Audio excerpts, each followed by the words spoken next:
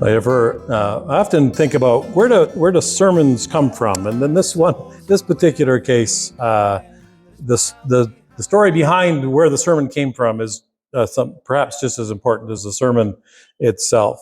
That last song we sang is a direct quote from Jeremiah 17, which is one of our texts this morning. And I've described for you a little bit what our week was like, running back and forth and doing all the different things we needed to do. So on Friday, I was thinking, I actually tried to find somebody else to come preach this morning, and then I went, once we knew that Wendy was admitted and stuff, I was able to say, well, I can still come and preach. That's not a problem. But I hadn't had any time to prepare anything, so I was thinking about that. And I was walking back and forth in the hospital. You know what's great? Getting your steps in when you have somebody in the hospital. Boy, is it easy to get all your steps in at the hospital. Those are long hallways. And I realized I had a cup of coffee in the morning, then I had another cup of coffee in the afternoon, and then about 5 o'clock, I was not feeling so hot. And I went, oh, I know what the problem is. I'm dehydrated. I hadn't had any water. I had a couple of cups of coffee, which don't help, right? So I realized I was dehydrated, and so I went and got some water and drank water, and I went, boy, that water tastes great. And it reminded me of other times when I have been dehydrated or didn't have enough water. And it took me to this passage of scripture, which I have preached on before, but it's one of my favorite passages of scripture in Jeremiah 17, but also a story that is such a big part of my life. So let me start with the story. In 2010, I made my first trip to Uganda. Our church at that time, where I was in Sylvan, we were working on a project. It's kind of a long, convoluted story, but there was a lady there that worked for the government, but she lived in an area that had been really devastated by, in the previous decade, drought and rebel activity. Many of you remember Joseph Kony, the rebel, that leader that came from Congo and DRC and Congo, and also into Uganda. And he'd actually been in that part where she's from. In fact, in the little house right next to where her mom and dad are buried, he had taken possession of that house and had been there for a while. The government came in, took care of him or pushed him out, and it had been very difficult. The problem is that everything had been, all the infrastructure, of which there was very little to begin with, was gone. There's no power to that area, and many of the wells they had been ruined, and they weren't able to use them. Well, this lady there, her plan was, let's build an orphanage because there were so many children that needed care. So we partnered with her, and one of the first things we needed to do before we built any buildings was make sure that there was water.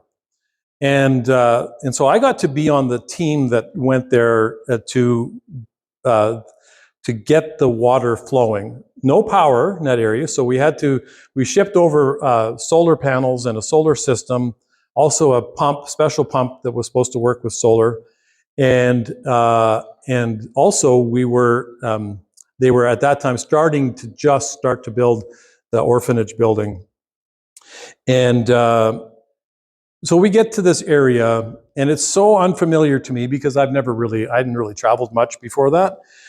And to see an area where they hadn't planted crops for a number of years, and so they were just beginning once again to start agriculture. And most particularly that the water was so difficult to come by. Wells were few and far between. As we were driving, we turned off the main road, which was a gravel road, onto the side road, and as we were driving down the road, we crossed a little tiny bridge that went over one of those little creeks. Now, it's really good because in this part of the world, we understand this. When you're driving down one of these country roads in this area, you'll come to these little bridges and sometimes it's a bridge and sometimes it's a culvert, these little sort of creeks that run through that sometimes have water in them and sometimes don't. You can think of some of those places in your head, right, where those places are. Sometimes there's water in them, sometimes there's not. On my commute to Sylvan and back, there's one that I cross before I get to the Blind Man River coming this way, where there's a little bridge, and sometimes there's water in it, and sometimes there isn't. And when there is water, it's just kind of sitting there and really not very appetizing water. Well, we crossed this little bridge, and there was just like that, a little spot where there had been sort of a creek, but where the water had pooled, and it was brown and muddy, and I thought, well, that's kind of an interesting place. So we drive another 6 kilometers to where the orphanage was being built and where they had previously come and dug the well. The well was there, but there was no way to get the water out of the well until we got there. So we're talking to some of the people there, and they said, so where do you get your water from? And they said, oh, we get it from over there. They walked 6 kilometers to that little muddy pond to get their water. And so anyways, this very difficult journey. And in those days, what they carried the water was like these orange jerry cans, 5, I don't know how big they are, 5 gallons, I guess. And they would carry them. They would walk down carrying the empty ones and fill them up with that muddy water, take them back, and that's what they used for cooking and for cleaning and everything they needed to do. Well, we got there on a Monday, and we would. I was just baggage. It's nothing I could really. I lend a hand as much as I could, but I didn't know what I was doing. We installed the panels on a roof of the pump house, and then they were working on the electrical, doing all that work, and getting the pump ready to go. And then there was a death in the community, and when there's a death in the community, one of the elders passed away, and it was like, we can't work today. So it was so we were delayed. We were hoping to get the water going by Wednesday or Thursday at the very latest, but we didn't get it. It wasn't until just as the sun was going down on Friday that we finally got it to work. And it only worked for about 20 minutes and a little bit of water. I'm going to tell you the rest of that story in a minute.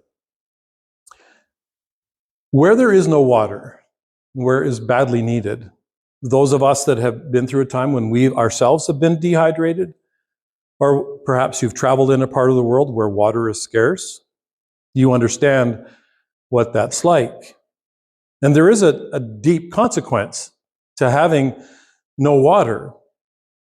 And so I want to start in Jeremiah 14 and read a passage there, and then I want to skip ahead a couple chapters to Jeremiah 17. But I want to start here in Jeremiah 14 first, where this is what it says about the word of the Lord came to Jeremiah, and he said there was a drought at that time in Israel, but the drought significantly was more than just a drought that they were having physically in that part of the world.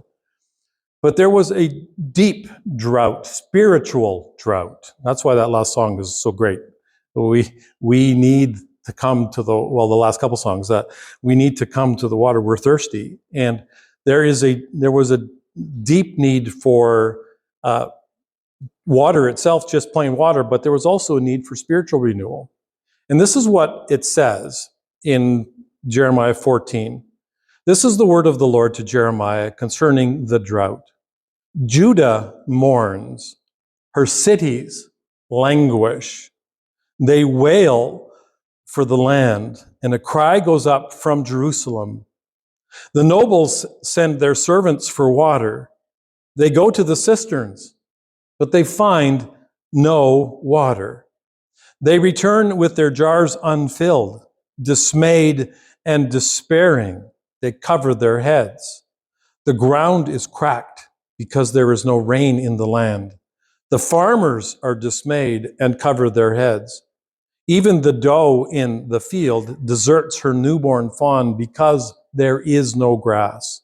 Wild donkeys stand on the barren heights and pant like jackals. Their eyesight fails for lack of pasture.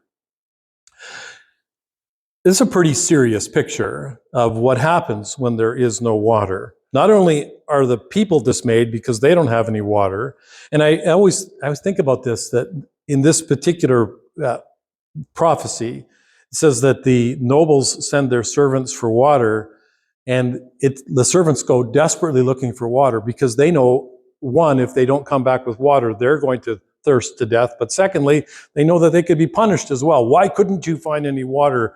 We sent you out to get it and you didn't find it. And that's why it says they are dismayed and despairing, and they're covering their heads. And this is such a perfect picture of what's happening in Jerusalem at that time, or in Judah. Jeremiah prophesies just before Israel is taken into captivity and into exile. They have walked away from the Lord so many times.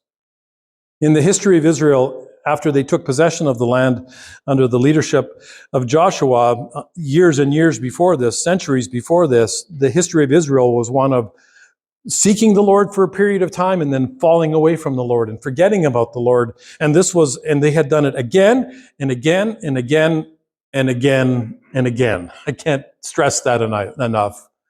So many times. There would be occasional revivals where they would turn their hearts back to God, or times where they were so desperate that they turned their hearts back towards God. But for the most part, every time that they would come back to God, they would fall again and wander away from God, and they would go to other forms of worship and think that God was too desperate, too far away, and too difficult to be in touch with. And they went through this very difficult time here again. And finally, they got to the point where God says, okay, the northern part of Israel by this time is already, because of their great disobedience, is long gone. And now Judah, the southern part of Israel, where Jerusalem was, it was their turn. There had been revivals, but they had again turned their hearts away from God, and they were going to be judged. And the picture here is very clearly, we are in a drought. There is no water. Consequences of no water are that you are going to be separated from me and from your homeland and from your homes and from the places that you have grown up worshiping in. And everything was going to be destroyed. Everything was going to be destroyed. Jerusalem, the temple, their homes, their farms, everything that they had was going to be destroyed. Well, this is the vacuum into which Jeremiah is prophesying. But here's what's so really interesting about prophecies like this. In this particular case, Jeremiah, when he's speaking the word of the Lord, and the Lord keeps saying to them, there's still opportunity here. There's still a provision here. If you turn your heart back to me, you will find something so amazing. And here's the story of revival.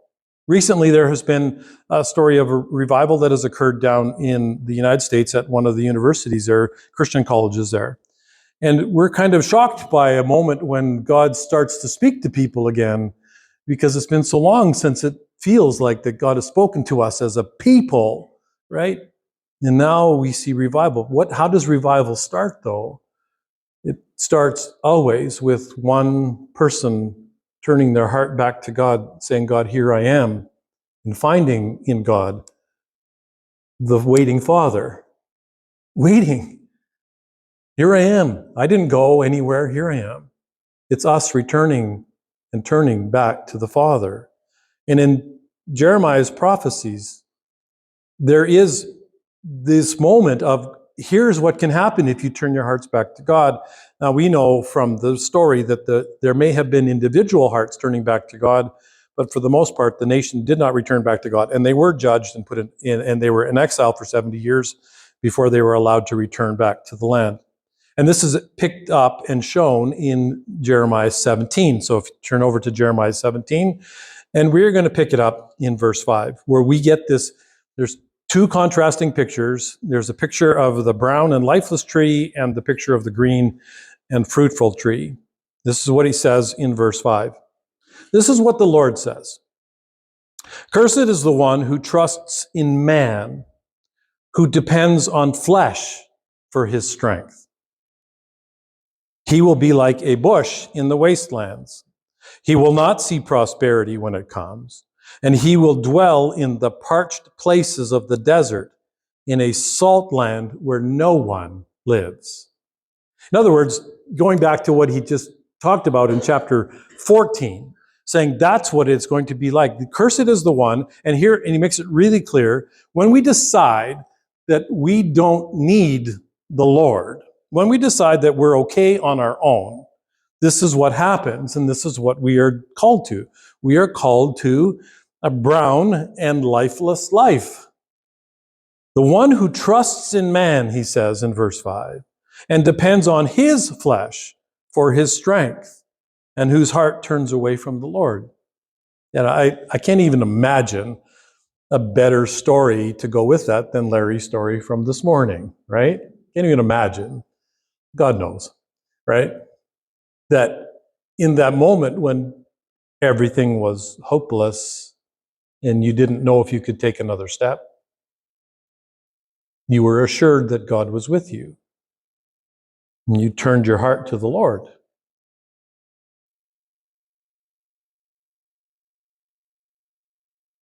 And if we don't, though, this is the type of life that we are destined to. And the problem with this kind of life, this brown, this lifeless life, is that because we have learned in our culture, in our world, to so much depend upon ourselves, and that our truth is our truth, and that somebody else's truth is their truth, that there is no absolute truth, and that there is no such thing as God. And in this world where we live, what we're doing is we're just creating nothing but lifelessness. There is no prosperity.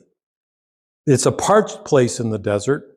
It's a salt land, and the salt land always typified absolutely no life whatsoever, where no one lives. That's the option for the people of Israel at this time.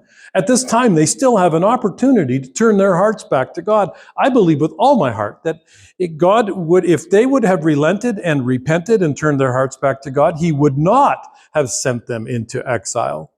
We don't know what the future generations would have done, but for that generation, if there had been revival, He would have responded. So here is the issue. The person who decides to trust in themselves alone and depend on their own flesh for their strength, and whose heart turns away from God and towards their own things, that's the curse that is upon them, lifelessness. But the beautiful turn of phrase here, and we just sang the song, blessed is the man who trusts in the Lord, whose confidence is in Him. He will be like a tree planted by the water that sends out its roots by the stream. And because it's planted by the water and by the stream, an ever-flowing stream of life, it does not fear when drought comes. Its leaves are always green. It has no worries in a year of drought, and it never fails to bear fruit.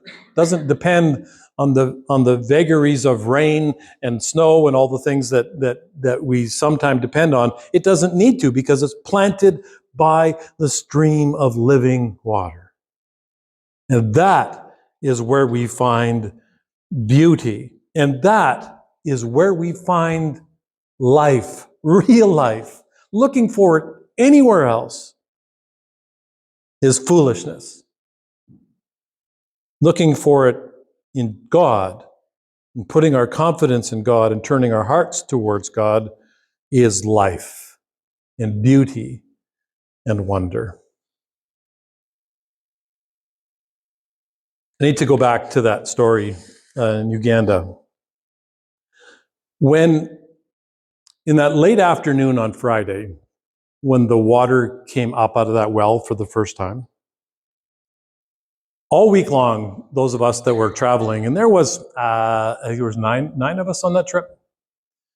You can talk to Tom and Michelle. They're here. They were on my next trip to Uganda. They were with me on the next one.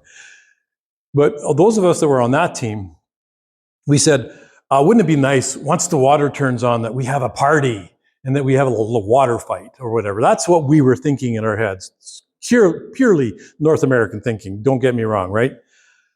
Well, when that water started to come out of that pipe that was just laying on the ground, we wanted to have a little party. But as soon as that water came out of that pipe, everybody in that was gathered there, and there's a village, well, the huts and stuff that were there, there was probably about 50 people that lived in that, within a couple hundred yards, and then probably within, another kilometer distance or so, there was probably another 500 people. Everybody immediately ran for their water cans. Don't spill and waste a drop of this. It is so precious to us. And I remember God just doing this thing in my heart. It was just, okay, this water is so precious and wonderful to them. They need this so badly. The next day, they had planned this all along, but we didn't, and this is the sort of the deadline we were working on. The next day we arrived, we got there fairly early in the morning, but the sun comes up it's right near the equator, so the sun comes up at 6 o'clock every morning, no matter what time of year it is. By the time we got there around 8:30, they had like 300 chairs set up. They had a sound system set up. They had arranged it so that the water was coming, and and I got there, and there was literally 300 of those water cans lined up, people waiting for the water. And then they began to celebrate. Now that was a celebration, not us throwing water around like crazy men, but this real celebration of giving praise to God. And of course, those people can sing and dance like nobody's business. It was incredible to watch. What an amazing celebration. I got the privilege as a pastor to say a few words, and I found out later that nobody understood me because they didn't get my accent. I don't have an accent. I don't know what's wrong with them. Cool, clear water. When I got here this morning, Tom says, "Do you want me to sing that song? Sons of the Pioneers, cool, clear water," about a guy and his donkey, right? Or his horse, Don, the guy and his horse. Seeing visions in the desert. And he's going, don't get confused, Dan. Dan's the horse. That's just a mirage. We're still looking for cool, clear water. And yet, in all this, can we really come to terms with this? This is what our souls so desperately need. The awareness of his presence and the assurance of his presence and the beauty of the cool, clear water that brings so much life. 2 years later, when I made the trip again, this time with Tom, by that time the orphanage had been built, the building itself, and they had built a church. We were there for the dedication of the church. And again, all week long trying to get the church. It wasn't quite ready when we got there, of course, right? And so we were working all week long trying to get it ready. And they were building some other buildings at the same time. Things were going crazy and wonderful all at the same time. It was great. But when the dedication of the church took place, they'd hired a pastor. He was there with his family. And he brought his children up to the front. And he had plastic water bottles. And one of his children had a water bottle that had holes in it. The water all ran out. The other one had a water bottle that had dirt in it. He shook it up and it was all muddy. Then another one had a water bottle that was full of pure water. And the sermon that day was from Isaiah 55. The pastor preached, "Come, all who are thirsty, come to the waters." And that's the promise. Our greatest need can only be found in God. Come, those who are thirsty, come to the waters.